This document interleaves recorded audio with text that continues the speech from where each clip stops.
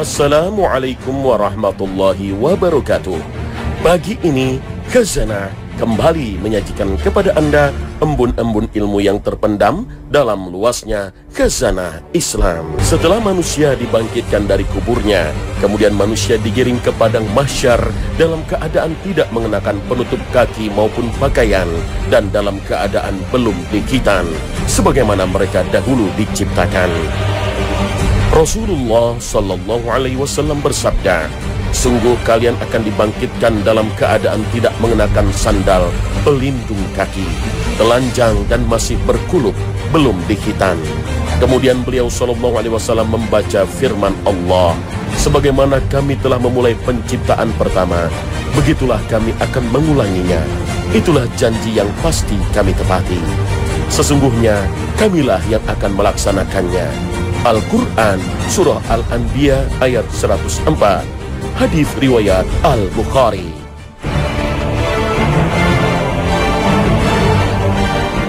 Mendengar hadis ini, Ummul Mukminin Aisyah radhiyallahu anha sebagai wanita tentu merasa risih dan sempat bertanya pada Nabi sallallahu alaihi wasallam, laki-laki dan perempuan semuanya, sebagian mereka melihat sebagian lainnya?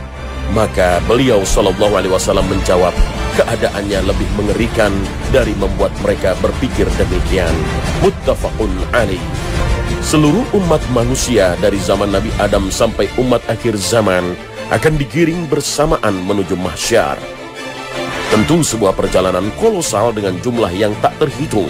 Semuanya bergerak menuju satu tujuan. Tak hanya itu, pergerakan perjalanan ini begitu memukau karena semuanya bergerak dengan cara yang berbeda-beda. Ada yang berjalan kaki, ada yang berkendara, bahkan ada yang berjalan dengan diseret wajahnya, sebagaimana dikabarkan Nabi Sallallahu Alaihi Wasallam. Sesungguhnya kalian akan digiring di padang mahsyar dalam keadaan berjalan dan berkendaraan, serta diseret di atas wajah-wajah kalian. Hadis riwayat At-Tirmizi. Lalu, siapakah orang-orang yang berjalan sambil diseret wajahnya? Hal ini juga menjadi pertanyaan para sahabat kepada Nabi Sallallahu Alaihi Wasallam, bahwasannya seseorang berkata kepada Rasulullah Sallallahu Alaihi Wasallam, wahai Rasulullah, Allah berfirman, orang-orang yang dihimpunkan ke neraka jahanam dengan diseret atas muka-muka mereka. Al-Quran Surah Al-Furqan ayat 34. Apakah orang kafir digiring di atas wajahnya? Rasulullah Sallallahu Alaihi Wasallam berkata, bukankah zat yang membuat seseorang berjalan di atas kedua kakinya di dunia mampu untuk membuatnya berjalan di atas wajahnya? Saat hadis ini sampai ke telinga Qatadah, ia berkata, benar, demi kemuliaan Allah. Hadis riwayat Bukhari dan Muslim. Seluruh umat manusia berkumpul di padang mahsyar, sebuah tempat yang disebut Nabi Sallallahu Alaihi Wasallam tanah yang rata seperti roti putih yang bundar dan pipih. Tidak ada tanda untuk seorang pun. Hadis riwayat Muslim. Dalam riwayat Bukhari, Sahal atau yang lainnya berkata, tidak ada tanda bekas bagi seorang pun. Lalu apa yang dilakukan di tempat kosong ini?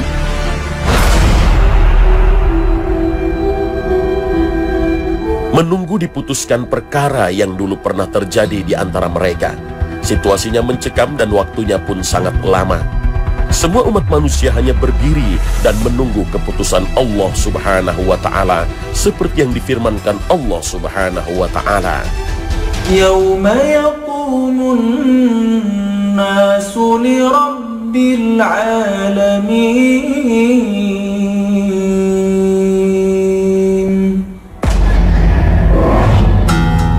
yaitu hari ketika manusia berdiri menghadap Tuhan semesta alam. Al-Quran Surah Al-Mutaffifin ayat 6. Al-Hafidh Ibnu Katsir menerangkan kondisi berdirinya manusia pada waktu itu.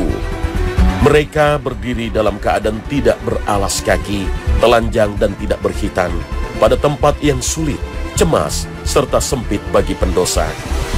Semua itu meliputi manusia dengan perintah Allah, dan semuanya tidak mampu menolaknya, baik yang kuat maupun yang lemah. Miqdad bin Al-Aswad radhiyallahu anhu menceritakan, Aku pernah mendengar langsung dari Rasulullah SAW bersabda, matahari akan didekatkan kelak pada hari kiamat kepada makhluk sampai ada di antara mereka yang seukuran 1 mil. Berkata Sulaim bin Amir, salah seorang rawi hadis ini, demi Allah aku tidak tahu 1 mil yang dimaksud.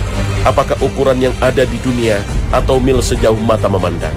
Nabi bersabda, dan manusia pada saat itu sesuai dengan kadar amalannya dalam berkeringat. Di antara mereka ada yang sampai menutupi mata kaki, ada yang keringatnya sampai ke betis, dan ada di antara mereka yang keringatnya sampai menutupi leher, dan ada yang tenggelam oleh keringatnya sendiri. Kata salah seorang rawinya, dan beliau mengisyaratkan dengan tangannya ke arah mulut. Hadis riwayat Muslim. Ibnu Abi Jamrah menjelaskan, di antara mereka yang paling banyak keringatnya ialah orang-orang kafir, lalu setelahnya para pelaku dosa besar dan yang berada di bawahnya. Adapun orang muslim, maka mereka jumlahnya sedikit dibanding dengan orang kafir. Sekalipun jarak 1 mil dalam hadis ini, baik 1 mil yang berarti jarak yang kita kenal sekarang, atau mil yang berarti alat celak, keduanya sama-sama sangat dekat. Tentu panas tak terkira dan tak terbayangkan. Karena jarak matahari yang normal sekarang dengan bumi yang mencapai jutaan kilometer begitu terasa panas di tengah hari. Lalu bagaimana jika matahari berada 1 mil di atas kepala kita? Ulama kontemporer menggambarkan kedahsyatan panasnya hari itu, bahwa pada hari kiamat kelak tatkala manusia dikumpulkan di padang mahsyar, kekuatan mereka tidaklah sama dengan kekuatan mereka ketika hidup di dunia. Akan tetapi mereka lebih kuat dan lebih tahan. Seandainya manusia sekarang ini berdiri selama 50 hari di bawah terik matahari tanpa naungan, tanpa makan dan tanpa minum, apa yang terjadi? Tentu tidak akan mampu, bahkan mereka akan binasa. Namun pada hari kiamat kelak, mereka mampu berdiri selama 50 tahun tanpa makan, tanpa minum dan tanpa naungan, kecuali beberapa golongan yang dinaungi Allah Ta'ala. Mereka juga mampu menyaksikan kengerian-kengerian yang terjadi. Perhatikanlah keadaan penghuni neraka yang disiksa dengan begitu kerasnya, namun mereka tidak binasa karenanya. Allah Ta'ala berfirman, setiap kali kulit mereka hangus, kami ganti kulit mereka dengan kulit yang lain, supaya mereka merasakan azab. Al-Quran Surah An-Nisa ayat 56. Menjelaskan hadis tentang didekatkannya matahari ini, Al-Hafidh Ibnu Katsir menjelaskan bahwa kondisi yang demikian dahsyat ini tidak bisa dipahami dengan akal pikiran, tapi harus dipahami dengan hati, dengan iman, karena masuk dalam lingkup keimanan dengan perkara gaib.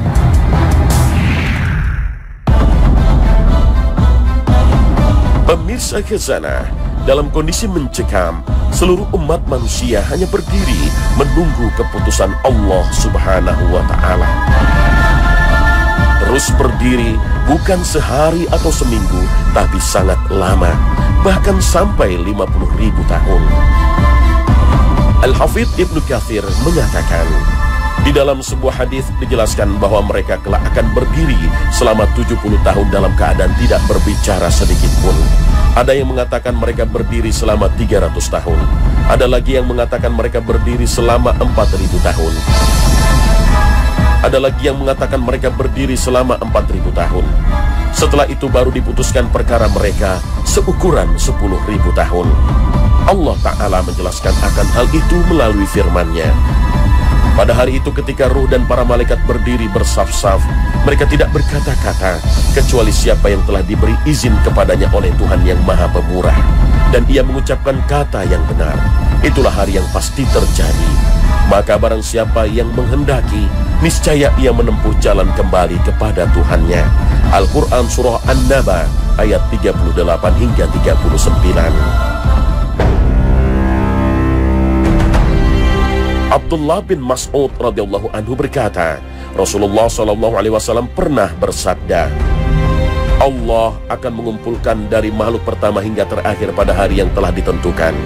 Mereka berdiri selama 40 tahun, seraya pandangannya tegak melihat ke langit, menunggu Allah untuk memutuskan perkara. Hadis riwayat Tabrani. Dalam hadis lain juga dijelaskan durasi waktu yang pada saat itu. Disebutkan oleh Imam Muslim dari hadisnya Abu Hurairah radhiyallahu anhu, beliau berkata, Rasulullah shallallahu alaihi wasallam bersabda, tidaklah seorang yang punya emas dan perak lalu tidak menunaikan hak keduanya, melainkan kelak pada hari kiamat akan diberikan padanya lempengan logam dari api neraka, lantas dicelupkan ke dalam neraka jahanam. Selanjutnya digosokkan pada tulang rusuk, kening serta punggungnya, dan tiap kali menjadi dingin maka dicelupkan lagi. Pada hari yang sama dengan 50.000 tahun, itu terjadi hingga diputuskan perkara hamba, maka dirinya sudah melihat jalannya, apakah ke surga atau ke neraka. Hadis riwayat Muslim. Begitu sulit dan mencekam kondisi padang mahsyar. Itu sebabnya Nabi SAW biasa berlindung kepada Allah Subhanahu wa Ta'ala dari sempit serta susahnya pada hari tersebut, sebagaimana yang tertera dalam hadis yang dikeluarkan oleh Imam Ahmad dalam musnadnya dari hadisnya Rabi'ah al-Jarash radhiyallahu anhu. Beliau mengatakan, aku pernah bertanya kepada Aisyah, doa apakah yang biasa Rasulullah panjatkan pada saat sholat malam, dan dengan bacaan seperti apa biasa beliau membuka doanya? Maka Aisyah menjawab, adalah beliau biasa mengucapkan takbir Allahu Akbar 10 kali, tasbih Subhanallah 10 kali, tahlil La ilaha illallah 10 kali, istighfar 10 kali. Kemudian beliau berdoa, Allahumma gfirli wahdini warzuqni, ya Allah ampunilah diriku, berilah aku petunjuk dan rizki, sebanyak 10 kali. Lalu ditutup dengan doa, Allahumma inni a'udzubika minadhiqi yaumil hisab, ya Allah sesungguhnya aku berlindung kepadamu dari sempitnya pada hari pembalasan, sebanyak 10 kali. Hadis riwayat Ahmad. Apakah durasi 50.000 tahun berdiri menunggu keputusan Allah dalam kondisi sulit dan mencekam itu akan dirasakan seluruh umat manusia? Orang kafir dan ahli maksiat akan mendapat bagian yang lebih besar lagi pada hari mencekam ini. Allah Ta'ala menjelaskan hal ini dalam firman-Nya. Dan adalah hari itu satu hari penuh kesukaran bagi orang-orang kafir. Al-Quran Surah Al-Furqan ayat 26. Sementara ahli maksiat akan menuai apa yang pernah dilakukan di dunia. Sebagaimana dijelaskan dalam riwayat Muslim, orang yang enggan mengeluarkan zakat akan diazab. Hartanya berubah menjadi binatang yang akan menginjak, menggigit, serta menanduk dengan tanduknya. Durasi waktu yang mencekam ini hanya dirasakan oleh orang-orang kafir dan ahli maksiat. Akan tetapi orang-orang mukmin yang saleh tidaklah merasakan durasi panjang sehari akhirat yang setara dengan 50.000 tahun waktu dunia. Rasulullah SAW mengabarkan berita gembira ini dalam sabdanya, manusia kelak pada hari kiamat akan berdiri yang ukuran setengah harinya sama dengan 50.000 tahun. Hal itu akan dimudahkan bagi orang-orang beriman. Bagi mereka waktu tak ubahnya seperti matahari yang akan tenggelam sampai benar-benar tenggelam. Hadis riwayat Ibnu Hibban. Salah satu bentuk kabar gembira bagi orang beriman juga seperti apa yang telah disebutkan dalam firman Allah Ta'ala. Penghuni-penghuni surga pada hari itu paling baik tempat tinggalnya dan paling indah tempat istirahatnya. Al-Quran Surah Al-Furqan ayat 24. Menjelaskan maksud ayat ini, Ibnu Abbas radhiyallahu anhuma yang dijuluki sebagai penerjemah Al-Quran menjelaskan, hal itu terjadi pada waktu duha. Kemudian para kekasih Allah istirahat bersama keluarga dan bidadarinya. Adapun musuh-musuh Allah, maka mereka istirahat bersama setan yang menemaninya. Sedangkan ulama tabi'in Sa'id bin Jubair menjelaskan, Allah Subhanahu wa Ta'ala menyelesaikan penghitungan pada tengah hari. Kemudian penduduk surga istirahat di dalam surga, sedangkan penghuni neraka juga istirahat di dalam neraka. Begitu dahsyatnya padang mahsyar, begitu mencekamnya padang mahsyar, begitu lamanya prosesi menunggu di padang mahsyar. Belum lagi rasa haus dan lapar yang tentu akan membayangi manusia. Itu sebabnya seorang ulama besar generasi terbaik Nabi, Abdullah bin Mubarak, pernah dihadirkan padanya air Zam-Zam, lalu beliau berkata, aku pernah mendengar Nabi Muhammad SAW bersabda, air Zam-Zam berkhasiat sesuai dengan niat peminumnya. Hadis riwayat Ibnu Majah. Maka aku minum sekarang dengan niat untuk menghilangkan kehausan pada hari kiamat kelak. Kemudian beliau meminumnya.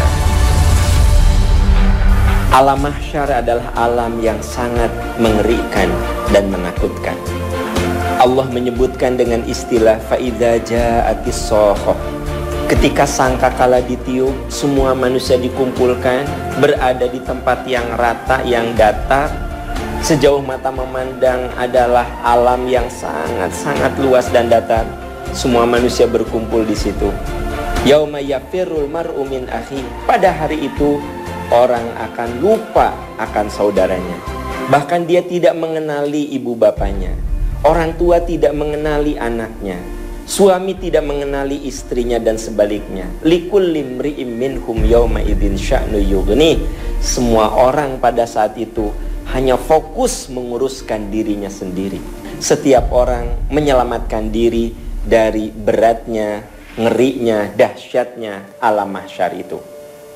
Namun di dalam hadis yang diriwayatkan oleh Imam Bukhari, ternyata ada 7 kelompok manusia. Sab'atun yudhilluhumullahu yauma la dhilla illa dhilluhu. Ada 7 golongan manusia yang oleh Allah akan ditolong pada hari di mana saat itu tidak ada pertolongan kecuali pertolongan dari Allah.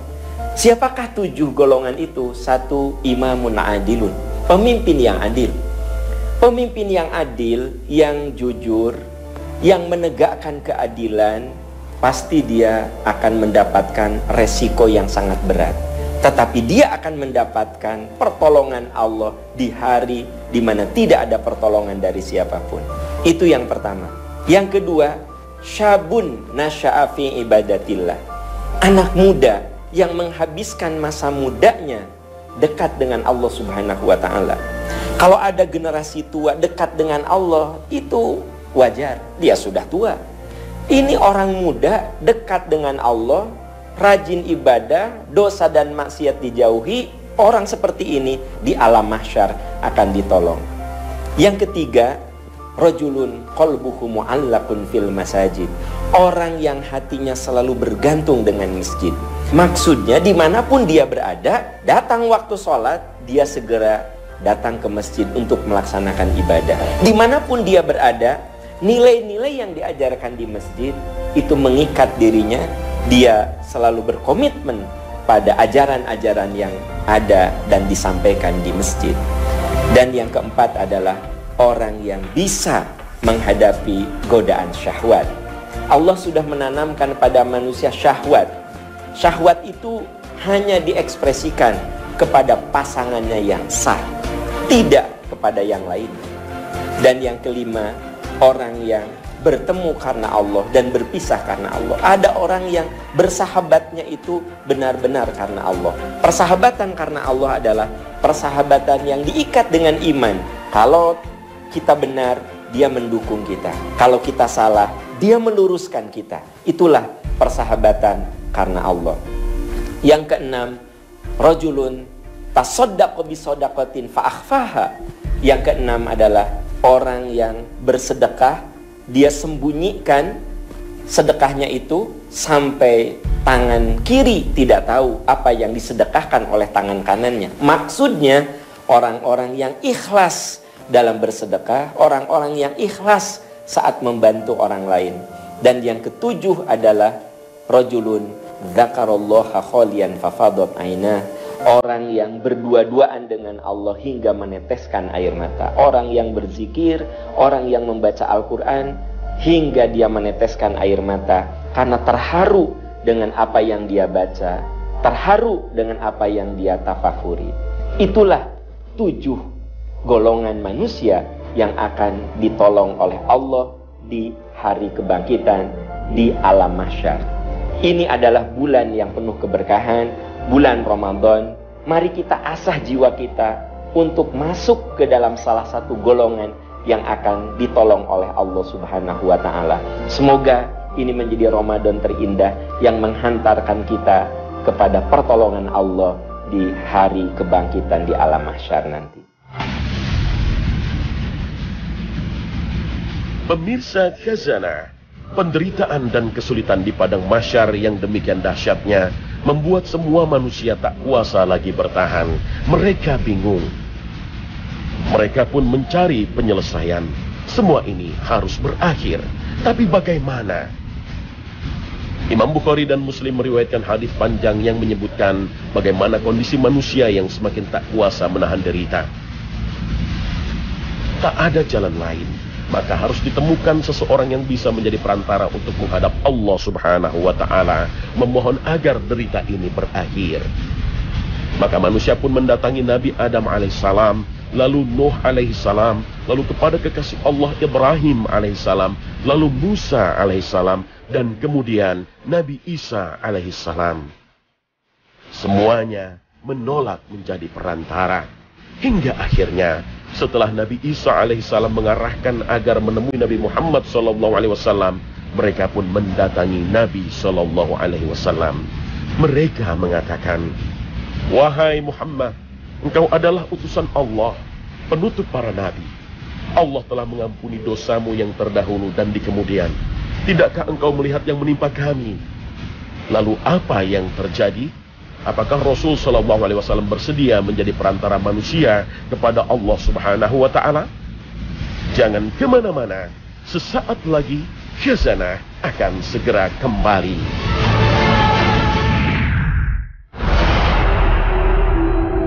Pemirsa Khazanah, setelah menerima pengaduan orang-orang yang meminta perantara dirinya, Rasul SAW pun mengatakan, sebagaimana dicatat dalam riwayat Bukhari dan Muslim, beliau bersabda, "Aku pun bergegas, lalu tiba di bawah arsy. Aku tersungkur sujud kepada Rabb.